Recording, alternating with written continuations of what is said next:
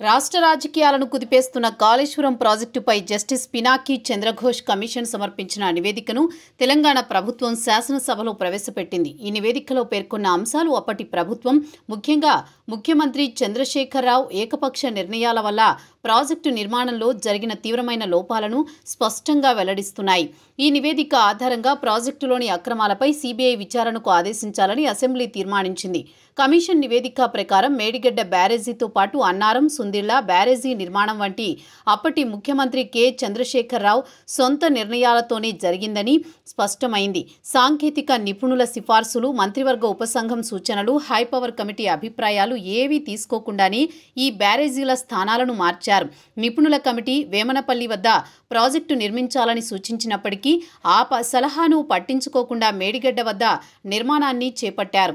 పరిపాలనాపరమైన అనుమతులు 2016 మార్చి 1 మహారాష్ట్రతో ఒప్పందం కుదరక ముందే, ఇంకా చివరి డిపిఆర్ కూడా సమర్పించక ముందే ఇవ్వబడ్డాయి. ఇది నిబంధనలకు విరుద్ధమైన చర్య అని కమిషన్ తేల్చింది.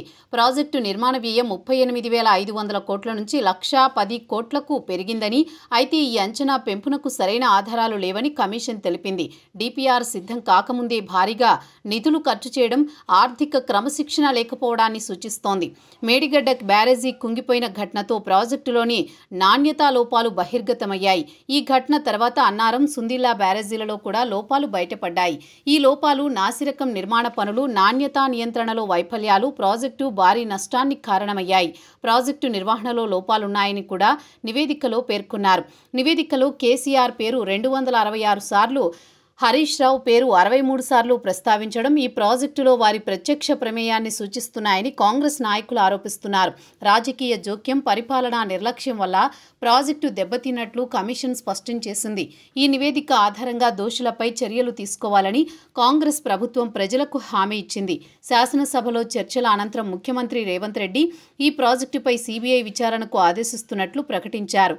కేంద్ర ప్రభుత్వ సంస్థలు ఈ ప్రాజెక్టు నిర్మాణంలో భాగస్వామి కావడం, లక్షల కోట్ల ప్రజాధనం దుర్వినియోగం కావడం వంటి కారణాల వల్ల కేసును సీబీఐకి అప్పగించడం సరైనదని ప్రభుత్వం భావిస్తోంది. ఈ చర్యతో ప్రాజెక్టులోని అక్రమాలపై మరింత స్పష్టత వచ్చే అవకాశం ఉందని నిపుణులు అంటున్నారు.